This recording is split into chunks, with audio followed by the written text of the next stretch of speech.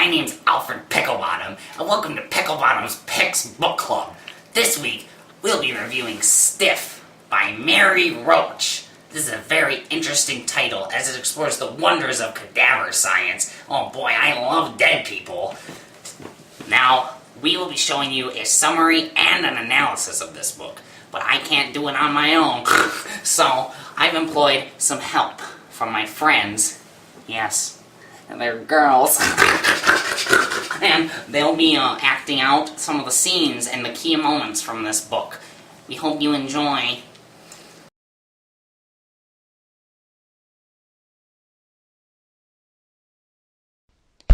In the beginning, the book depicts how the medical examiners objectify their cadavers in order to perform an autopsy. Cadaver skin is occasionally used for reconstructive and cosmetic plastic surgery. Gee whiz, how ghoulish is that? Speaking of ghoulish, is cadaver use ethical? In rebuttal to this doubt, medical students are trained to give the utmost respect to cadavers. Some even conduct memorial services for them. Everyone knows that decaying is a natural bodily process after one's demise. The University of Tennessee Medical Center is generous to expand our horizons on this pressing issue. The medical team and scientists lay out bodies in the field behind the campus to observe the decay process. Wowzers! That is a brilliant idea, I must say. Here the smell, temperature, and insect infection is monitored. Do you wear a seatbelt whenever you're in the car? I sure do when my mom drives me to the library. Well, you can thank the cadavers who are researched on their physical impact during a car crash. Who needs plastic dummies when you can utilize a real human flesh dummy? My mom says that I can do anything I put my mind to, and I've always dreamed of solving a crime. Imagine using the deceased to solve a great mystery. Researchers use the expired to put together the pieces of uncanny occurrences, including plane crashes. Now, regardless of how you feel about the Second Amendment, cadavers do come in handy sometimes to determine rifles and how they damage humans. Now, scientists and researchers thought Jesus Christ pushed himself up on the cross in order to maintain the homeostatic balance of oxygen. The angle at which they hung Christ caused difficulty in his breathing abilities.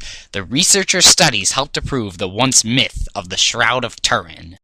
According to science and medicine, death is defined by the function of the brain. If the brain is dead, you are dead, regardless of the function of any other organ, including the heart. These spiffy cadavers are referred to as beating heart cadavers. Their bodies are often flocked to by researchers from across the country looking for fresh organs to research on.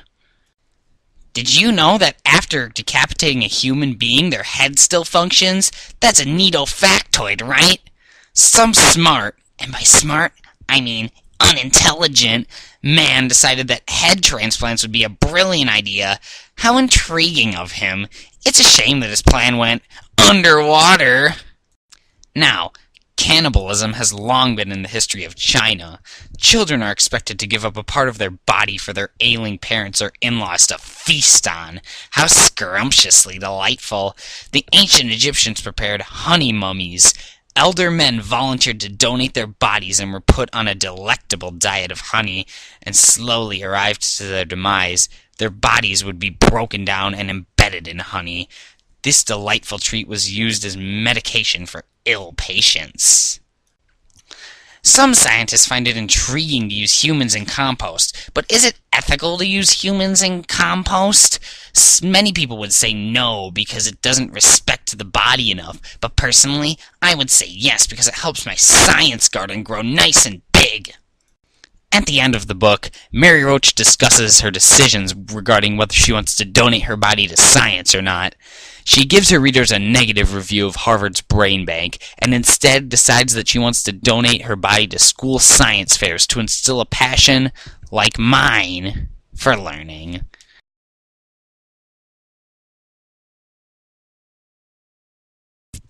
Wowzers! Mary Roach sure does use a lot of resplendent rhetorical strategies in this book.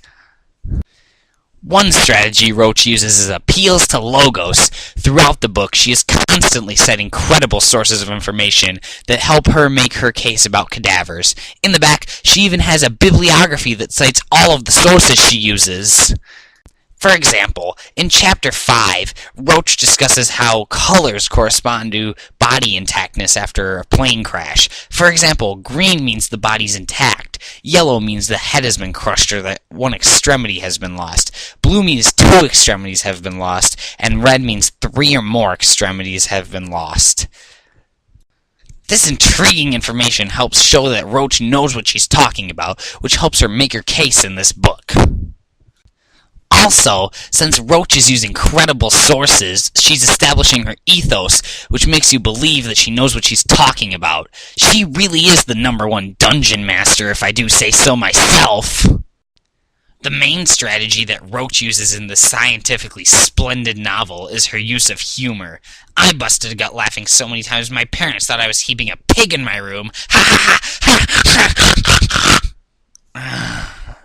Anyways, the way Roach implements humorous elements makes this extremely grotesque topic readable, as she uses laughs to alleviate some of the gross factor.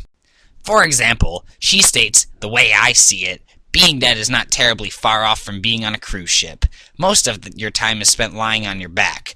The brain has shut down. The flesh begins to soften. Nothing much new happens, and nothing is expected of you."